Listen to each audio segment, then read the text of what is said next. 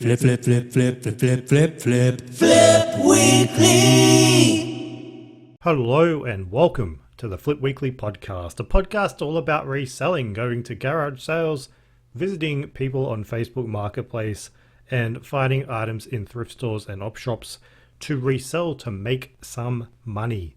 Now, we are going to talk about a lot in this episode. I'm going to try and make it a short one, but pack as much in as we can, because I'm going to talk to you about valuable VHS tapes that aren't Disney. I'm going to tell you to go and check your Nintendo Switch serial numbers, because there are specific serial numbers that are more valuable in 2026 than when they first came out. I'm going to talk to you about a seller on Marketplace hitting me up for money, not selling anything, but hitting me up to borrow money. Man, we have a lot. I'm going to talk about a sports video game that is going to sell for $100 and it sneaks through in op shops. You know, you see your regular sporting games at thrift stores. They don't sell for anything, but this one does. Now, I'm also going to talk about avoiding a scam. It would have been my first scam ever that I've experienced if I went ahead with this. I'm glad that I didn't, because it would have been money out the door. No, it would have been money out the door. It would have been an item out the door and not getting paid for it. And then I'm going to announce the winner of the Dr. Seuss contest, plus a new one where you can make it not some money, but you can win a gift card. So all that and more we're going to talk about in this episode of Flip Weekly. So strap in, please, because we have got a sale storm. Not a hailstorm, a sale storm. That doesn't work. Let's move on. Let's talk about this new contest that I'm going to have to win a Vinnies gift card. The reason why I'm doing this contest, it's because I've been playing around with this new cross-posting bit of software available online. Now, I didn't realize there was that much reselling software in this ecosystem, but there is. And I've been playing around with it, and there was an item in my store that stuck out to me. The reason it stuck out to me was that it had so many people watching it. It's in 10 people's carts, and it's being watched by 307 people. It is a Hello Kitty DVD player. I bought this off Facebook Marketplace yonks ago for $100, and I just realized it's been sitting there in eBay for, what is it, maybe 6 to 12 months now, just accruing watches. 307 people watching this bloody thing. And it made me start to think, is there anybody else out there that has this many people watching an item in their eBay store? Like, what is your most watched item on eBay? I want you to tell me. And the person that has the most watched item is going to win a $20 Vinnies gift card. Now, before we've given out, $100 items, $50 items, we're down to $20, because this is just your random mid-year contest. $20 Vinnies gift card out the door, whoever can show me their most watched item. Now, to enter this contest, all you need to do is go to flipweekly.com/kitty, enter your email address, enter the link to your most watched item on eBay, and whoever has the most watched item wins the gift card. Now, this is going to be an easy contest to win, because we don't have that many people that listen to the podcast or read the newsletter. And then the amount of people that can be fucked to go to flipweekly.com/kitty and enter is so low. So go and enter. You can win yourself a Vinnies gift card. And you never know, man. If you have a small store, right, and you don't have that many items, but you have, I don't know, maybe 5, 6 people watching, still enter. Because when I look at my second most watched item, it isn't in the hundreds. It drops down by like over 10 times over. My next watch item has like 34 people watching. So if you have, 40 people watching and I didn't have this Hello Kitty DVD player, you'd beat me. So go and enter, win a $20 Vinnies gift card. And it's free money, right? It's free money. And because you're a reseller, you go to Vinnies, you turn that $20 into $200, $500. If you've been listening for a while, you know how to do that. So do that, make some money, and let's move on, because I want to talk about what I picked up And I want to talk about this childhood VHS collection that I picked up on Saturday morning. I saw it on Facebook Marketplace. This woman had listed her childhood cassette tapes. $100 is what she put on them. And I thank Facebook Marketplace for showing this to me. The reason Facebook Marketplace shows me this listing is because I have trained the algorithm to show me children's cassette tapes. That sounds weird. It sounds unusual, but there is so much money to be made in them.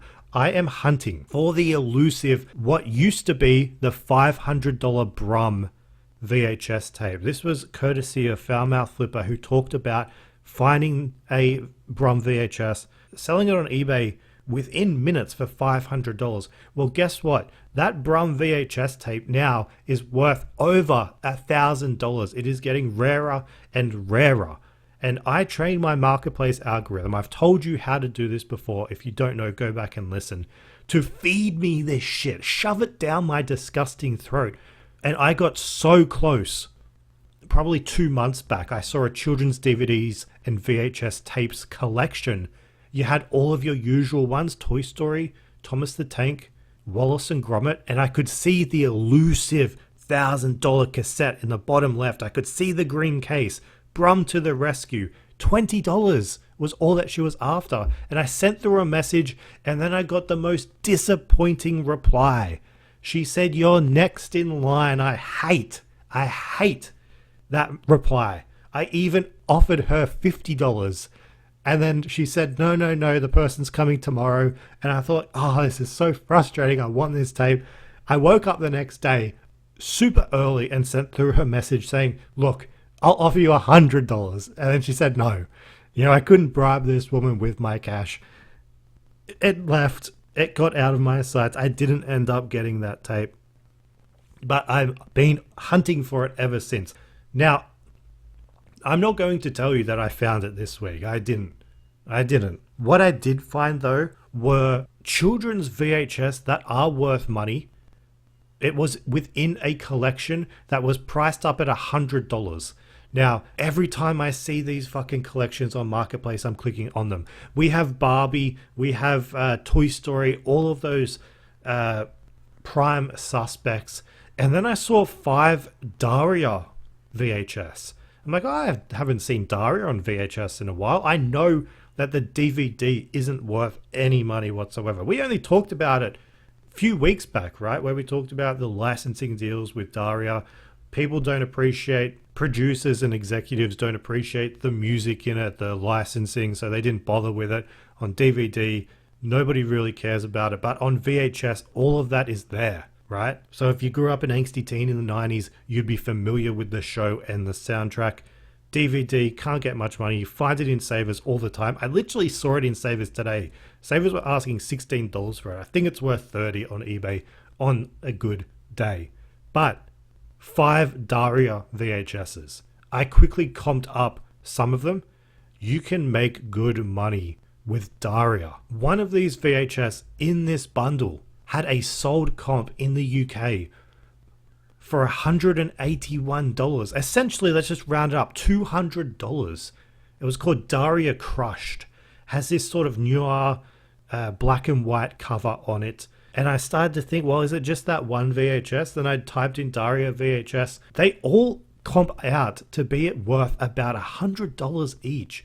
And it's not just the UK, there's Australia. There's the US. People are hunting for this. Is there money to be made in Daria? The answer is a deep, dramatic, teenage yes. I look at active listings. There's one tape there priced at $233 with 32 people wanting to buy it. Right? So I pull the trigger. I decide I want to buy these. I'm going to keep the Daria tapes and I'm just going to donate the rest. They're not worth any money. In 2026, there's no money to be made reselling Titanic on VHS. So I send through a message and I just ask, do any of the tapes have mold or have they been tested? She replies back to me almost instantly. These have only been up for a couple of minutes. She replied back saying they've not been tested, but she didn't see any mold on these things. She asks if I want to see photos, but because of, the marketplace race, the competition, I say, would you take $50 and I'll just pop around this morning? She says, sure. She tells me the suburb and I'm off. I'm going to get these tapes. I'm excited. I have a VHS player here at home that I can test with. Let's do this, man. We're getting some really, really expensive VHS tapes. Over $500 worth of tapes and I'm spending $50. Man, that's amazing, right? So I get this back home. What do you know? Just think, Matt, how lucky do you think you are? Not very lucky, right? I open the tapes one by one. Titanic, perfect condition. The fucking Barbie Nutcracker, perfect condition. And then we're getting towards the end and I open the Daria tapes up.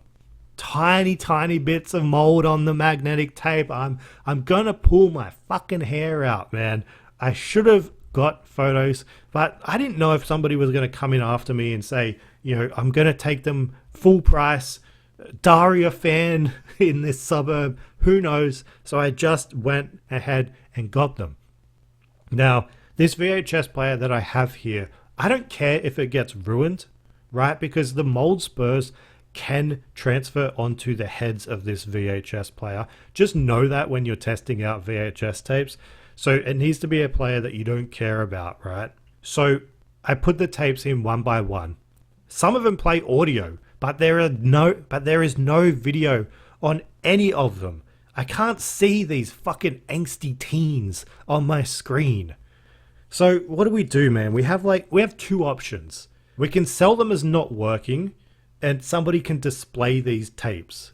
You know, that sounds stupid, but people do this. Like, there's one active listing, and it's just the cover art of this VHS. Oh, by the way, speaking of active listings and sold listings, there is like 17 active and 19 sold. So these have a really good sell-through rate. So we can sell them as just display only, a bit boring. Or I can do what I did before and I can open up the cassette and I can attempt to clean the magnetic tape. Now, I've done it before. It didn't fix the problem, but it took me fucking forever to manually like wind this entire reel. And then I had to get a cotton bud and I like removed the mold with a cotton bud, like fucking centimeter by centimeter. It took forever. And then at the end, it didn't fucking work. So I thought, well, I don't really want to do any of those options. And then on a whim, I just Google like Sydney videotape repairs. Just on a whim, thinking, you know, can I pay somebody else to do this because I'm a lazy cunt? You know what? There's a service that exists. I found a service called Sydney Video Conversions. It's a company that offers videotape repairs. And you know what? They specifically mention mold. So I have nothing to lose. It's a Saturday. I don't have friends or family to see. I have videotape conversion people that I need to speak to. So I fill out this form and 5 minutes later I get a call. And the call is from the founder of this company. His name's Bill. And Bill, I'm not kidding, is the most passionate person you will ever speak to about tape restoration. Now, when I talk to people on the phone, when I go shopping, when I do anything, it's get in, get out, no fussing around. I'm on the phone to this tape restorer for like 20 minutes, not kidding. You know, he's talking, I'm listening, I'm learning a bit about the process, and he's telling me that the tapes, they're placed into a dehydrating oven and somehow that kills the mold and it restores the original working condition of these tapes. And he's telling me, you know, I can't guarantee that the tapes are going to last forever. You know, they might last an extra 5 to 10 years. I'm thinking like, well, that's fine, right? I thought at first he was going to say, you know, after baking them in the fucking oven for days at a time, they might last a day or two. No, he's talking about 5 to 10 years. Like, this guy wants to restore tapes forever. Like, I'm sure if it was up to him, tapes would rule the world, right? And it might seem a bit overkill. You know, we're restoring a tape about a tormented teenage girl from the 90s. But I'm only in these tapes for $10 each. Remember, I paid $50. There's 5 of them in total. And Bill tells me that it costs $10 per day to use his oven. Okay? So if I send him my most valuable tape, which is called Daria Crushed, I send it as a tester. Let's just test this one out. It is sold previously for $180. Even if this thing needs to bake in the oven for 3 days, that's $30 plus the $10 that I spent, 40, plus post $50. I could still turn $50 into $180 if it can be cured. Now, I know it's a long shot, right? But this, to me, it's intriguing, right? It's gotten my attention. Can we bring tapes back to life by chucking them in a fucking oven? I'm sure this isn't like your standard home oven. I'm sure, or like your standard dehydrator, take out your jerky, put in your tapes. I'm sure it's not like that. But this could be a long-term solution if we find that $1,000 Brum movie tape, right? Like, I'm sure if we're at a thrift store, if we're at, finding something on Marketplace or at a market, and you see a moldy tape and you say, well, I'm not going to take that. Well, guess what, mate? I have a guy that has an oven that can fix it. We could fix the tape. Now, I don't know if this is going to work. I really don't. But I have put the tape in the post. It's on the way to Bill's oven, and we're going to find out together if we can restore these things. And if we can, these are going to sell for over $100 each, and we're going to make a really good profit. I really hope you're not rolling your eyes, because this sounds very much like the Apple laptop all over again, right? We spend $200 to try and make $1,000. We'll just get our guys to fix it. I don't know if I'm looking at this through rose-tinted glasses, because that didn't work out very well. I should have learnt my lesson. But this is something different. This is videotapes. We haven't tried this yet. Why not? Let's just give it a go, man. We're going to try and fix Daria through this guy's oven. Anyway, let me know how you would have handled that situation, if you would have just given up on it, or selling them as display only on eBay. But we need to move on. And we need to move on because I'm going to tell you a secret about the Nintendo Switch that could make you more money. Now, on Facebook Marketplace, again, this is another marketplace pickup. I assure you I have some thrifting to talk to about in a little bit, but I saw the console only of the very first Nintendo Switch. Now, that's just the tablet. It doesn't have the Joy-Con controllers on the side. It didn't have any games, no cables. It's $50. It's old, worthless technology, right? Wrong. I took a gamble on this because this was what I thought was going to be an unpatched Switch from where the console was first released. Now, what does that mean, unpatched? That means Nintendo released the Switch in early 2017 and there was a flaw in the computer chip. Now, I'm not going to give you all the tech talk, right? Like, it basically, what it did was allowed people to run pirated games and some pirated software, all that sort of shit, right? Now, the company quietly shipped a version 2 in 2018, which made that version 1 more valuable. Now, people pay a premium. Man, that's hard to say, isn't it? People pay a premium just for this console. Now, I was lucky enough that once I got this, I brought it home. I used a website called ismyswitchpatched.com, and I confirmed that this Nintendo Switch console was unpatched. The serial number checks out. Now, we look on eBay for Nintendo Switch unpatched. We have 14 active listings, 32 sold listings, and that's just in Australia. The funny thing is, man, the supply seems low, right? Only 14 active listing. Nintendo sold like 18 million of these things before the issue was fixed. My guess, it's that people don't know about this flaw and therefore they don't advertise this. I mean, it's an extremely profitable feature. They don't advertise that their Switch is unpatched. People can't find it. I read online on places like Reddit, those after the unpatched Switch will send messages to eBay sellers being like, can you tell me what the serial number is? Do you know if this is unpatched? And they never hear back. Whether that's because they don't want to send the serial number, people start to get a bit afraid when they're sending that through. Like, oh, can people do anything if they have my serial number? No, but they don't like doing that, or they just don't reply to eBay messages. I'll never understand those sort of resellers. But this is a feature that can make you more money with your Nintendo Switches. And if you see just the screen, just the tablet, at a thrift store, on Marketplace, at a garage sale. You can make good money. Sold listings here, right in front of me within Australia, $229, $200, $191 plus $17 in postage. You can make more than what it costs for like a Nintendo Switch Lite, or in some cases, an actual Nintendo Switch with the controllers and cables. This has none of it, and you can still make $200.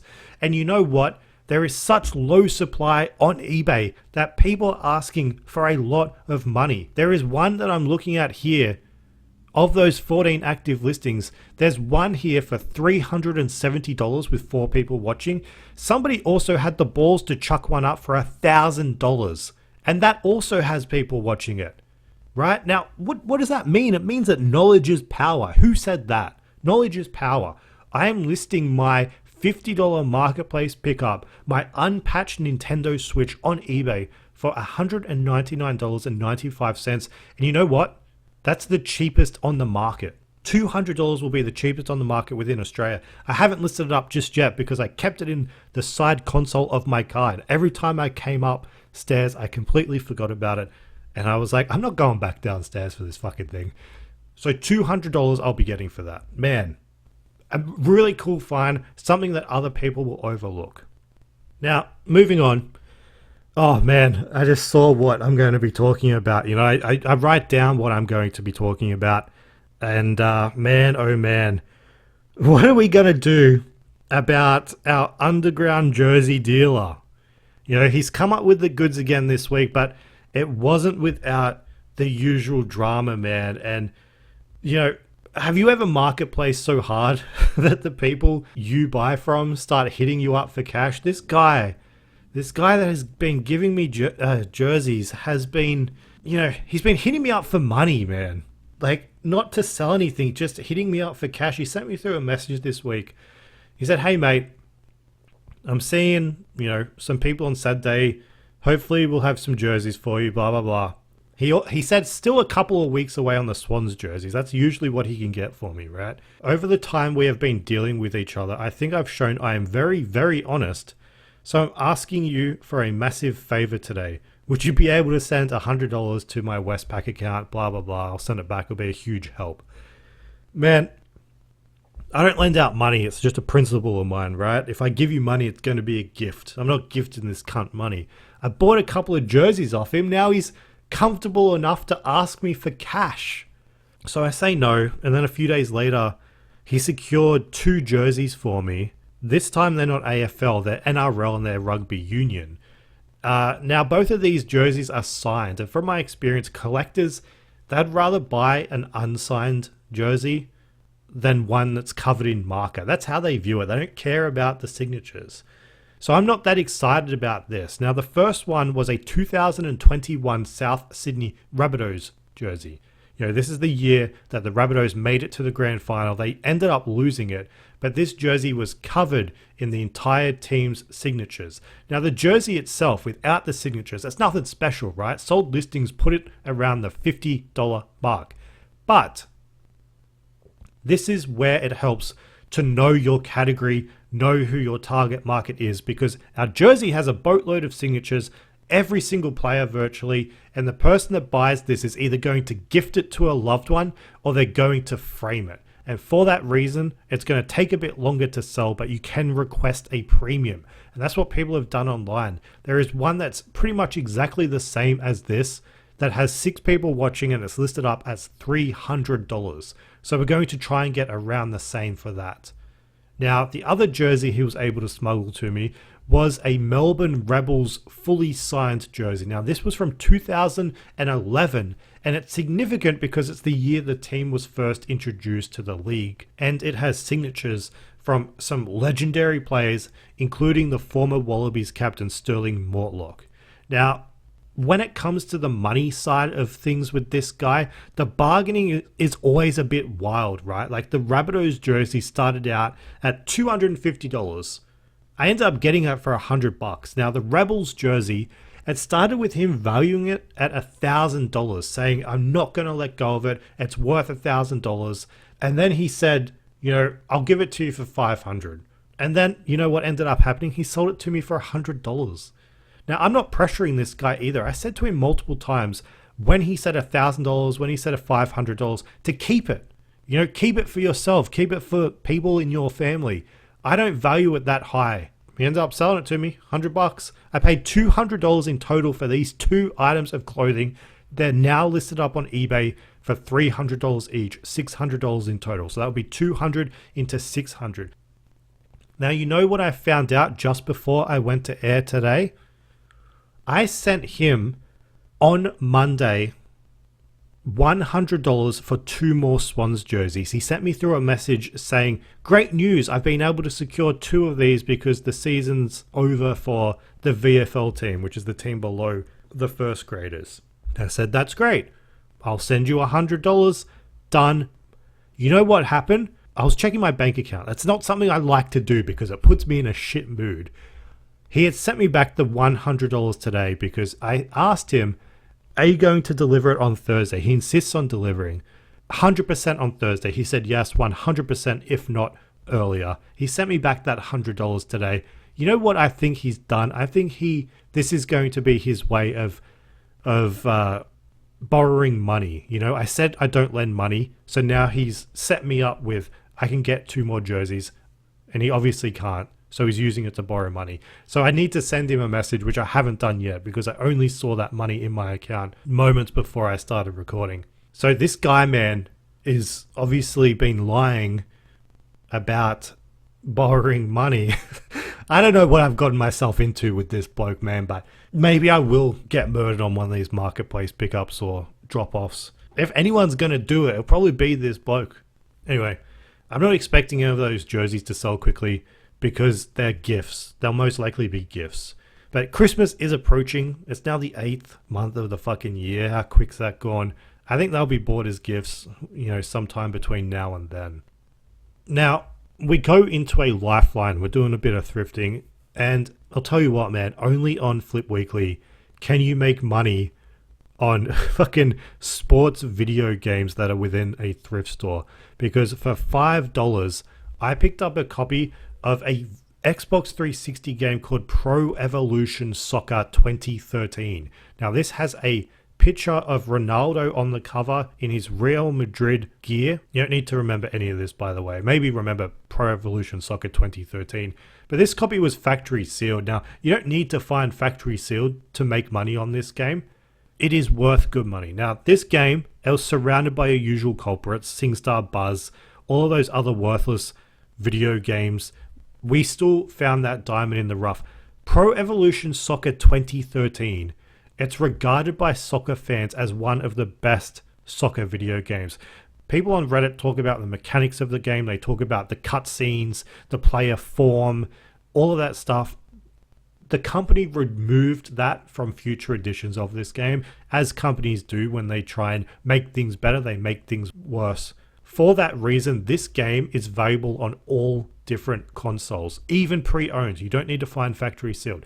I'm looking at sold comps. PlayStation 3, $77. Xbox 360, $77. On Wii, not so much, $20. But then I look onto Australia only sales. PlayStation 3, $69.95. Xbox 360, $55. PlayStation 3 brand new, $138.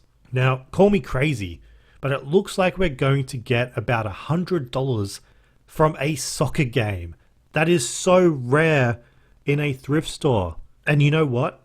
And this is what you need to remember. I can see this game slipping through the cracks at all different op shops and thrift stores in the future because it looks like it's worth $5 because that's how much I paid for it. But it's put up on eBay for $100. That's Pro Evolution Soccer 2013. PES 2013 for short.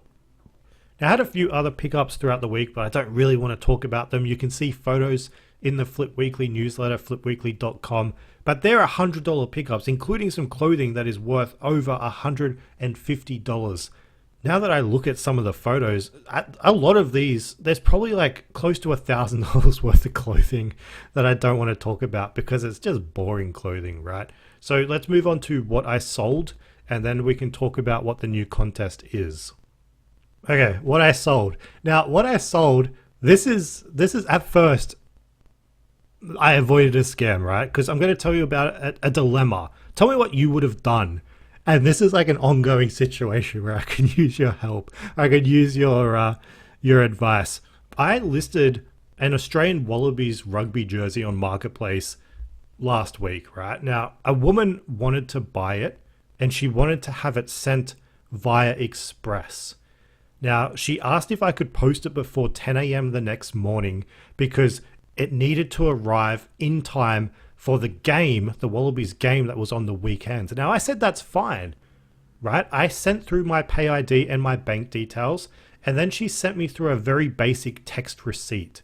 Now, that text receipt just said, I have just paid $115 to Matthew Carpenter. Then it had my BSB account number. Then it said via ING mobile app.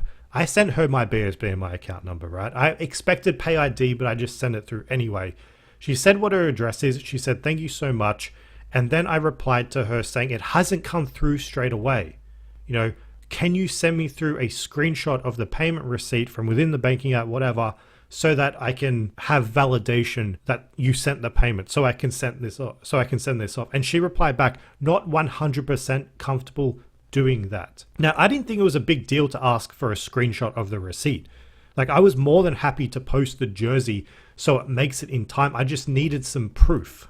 Now, I take a guess that of the transfers I receive via Marketplace, 9 out of 10 people, they send me through a screenshot, even without me asking. But this woman, she seemed apprehensive about doing that. You know, she went on to ask the next morning for me to check my account, and I did, and still nothing. And then she said to me, can you refund it once it comes through? Now, the issue was 5 days later, nothing appeared. There was nothing in my bank account. Now, was this an attempt at a scam? I didn't know at the time because I was thinking like, why bother following up with a did the money hit your account if it was a scam? Like, would you have shipped the item? I know most people would say, unless I have the money, I'm not going to ship it. But I felt bad. I felt bad that she wasn't going to have the jersey for the game. It sold not long after I marked it as available back on Marketplace. It sold for a full $100. I paid up for it in a Lifeline, but I did that because I knew it was going to sell fast and I'd double my money quickly. But I just checked now. That's why I was in my bank account and I could see that it's now been 10 days since she allegedly sent the money and nothing showed up. So it makes me think this was a scam. I was going to express post this thing to her and she never sent the money. This was all just a big scam. So I sent through a message to her about, 45 minutes ago. You know, I haven't spoken to her in 10 days or whatever. And I just said, I'm going to say her name. Hi, Megan, this never came through. And you know what she replied to me about 15 minutes ago? Okay. Just okay. Now, if you sent somebody money and it never came through, you know, you're out $115 and your reply is okay and not like, oh my God, can you call your bank or whatever? It's a scam, right? So I just sent through 3 minutes ago. Took a little break and I wrote, were you trying to scam me? Playing dumb, right? I just want to see what she says. She hasn't seen it yet, but if she replies to it during this part of the podcast, I'm going to let you know what ends up happening. But anyway, yeah, I was just going back through the messages now and she was just saying, you know, usually it's instant, maybe it will appear soon, see if it's there soon. And then I sent through, you know, the next morning, I just checked again, it hasn't come in. She was like, bugger, okay, thanks. And then did the money hit your account? There's several hours between all of this. And then I said, no, nothing yet, unfortunately. And then she just said, okay, once you get it, just refund it back. So it's just I guess it's a bit of an elaborate scam to keep talking once I've said I'm not going to ship it to you. But yeah, let me know what you would have done, and maybe laugh at me for going for. I mean, this would have been my first scam, right? You know, you can't blame anyone but myself.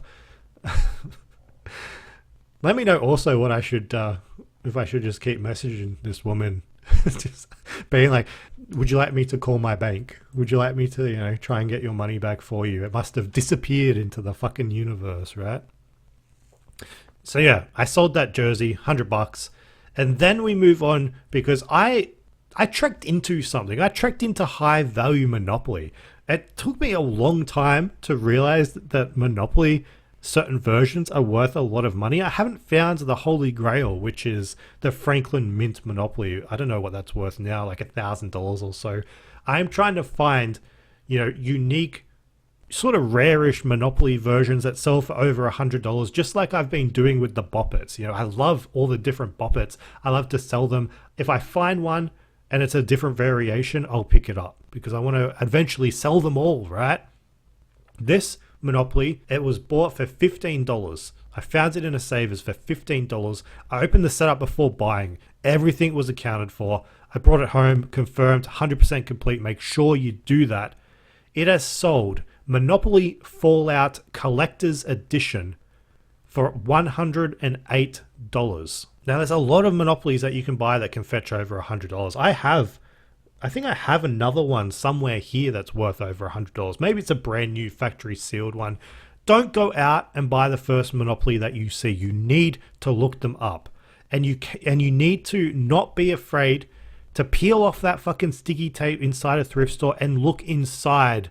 Confirm that the previous owner took care of the game. Not, somebody like me that's more than happy to use a battery or a fucking Panadol as a token, right? You need to make sure everything's there. Open up the board game. If a thrift store employee asks, what are you doing? You're looking at what you're potentially going to buy, right? You need to know what you're buying. Make sure all the pieces are there. Take your time. And hopefully you can find a rare version or a different variation of Monopoly that you can sell for $100. Now, speaking of missing pieces, this next sale, it was missing like a crucial part of it. We have a 3-pack of Skylanders figures inside of their packaging, but it's missing the back cardboard piece. I didn't know what to list this up on eBay as because there's an eBay option that says new other, but this sort of belonged in like the new sort of, it's sort of newish. It was missing that cardboard backing. You can get to the figures inside, but from the looks of them, they had never been played with. It's a pack of Skylanders called Empire of Ice, and it only sold for $56. Now, I picked this up back in January 2025, and I honestly can't remember how much I paid for it. None of these figures are worth any money. Like, I wouldn't pick it up nowadays. I did have a podcast episode talking about Skylanders worth picking up. That's really the only reason why I'm mentioning this item, because $56, nobody cares about that. Go back and listen to the podcast about Skylanders worth picking up because we've sold hundreds and hundreds of dollars worth of them. Listen to that, make some money with this. Now, we had another jersey sell, Tigers jersey. I picked it up this week. The only reason I really bought it was because I knew it was going to sell quickly. $14 into $50 on Facebook Marketplace. It was on eBay for $100. It went out the door so quickly, and this is why I love finding items in this category. Listed at $5.11 and it's sold by $7.21. Now, when I talk about wanting to find items that sell quickly, I don't mean like sell in a week. I mean like sell same day. $5.11 to $7.21.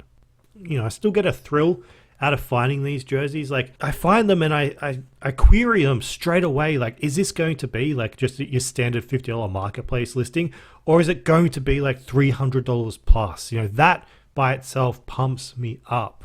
And as I'm looking at these sales, there really isn't much to talk about. There's not many sales for the week. I guess reselling is a bit of a roller coaster. Sometimes, you do well sourcing. Sometimes you fucking have shit sales. So that's about it that I can really talk to you about. I can say that our biggest flip of all time is nearing its end, meaning I can talk about it soon. That's going to be a huge one. Hopefully coming out, what is it now, August? September. Let's aim for September where I can finally talk to you about it. There'll be photos on Flip Weekly. The podcast episode will probably be an hour long. There will be, there's just so much to look at. News articles, all that sort of shit. So please stay tuned for that. But now, what are we moving on to? We are moving on to the winner of the first edition copy of Dr. Seuss's banned book, The Cat's Quizzer. We had a lot of entries from last week. I mean, sort of a lot.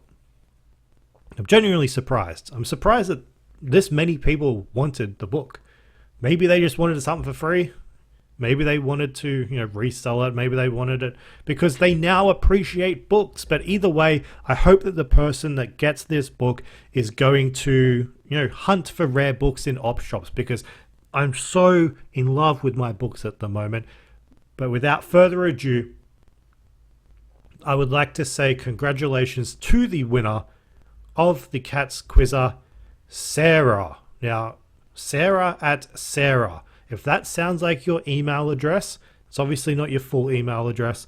I will be in touch with you soon from the email address matt@flipweekly.com. You'll need to hand over your address to this stranger on the internet, and I will have it out to you. Thank you once again for entering. And remember, you can enter in this week's contest to win a $20 Vinnies gift card.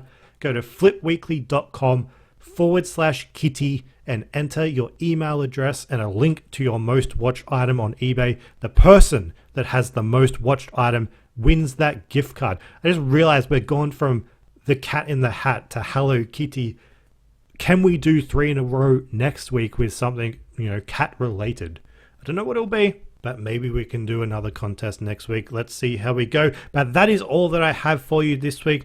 Thanks again for tuning in. Go to flipweekly.com to see all photos from this week's podcast. Follow Flip Weekly on social media. I will see you next week. Bye-bye. Flip, flip, flip, flip, flip, flip, flip, flip. Flip Weekly.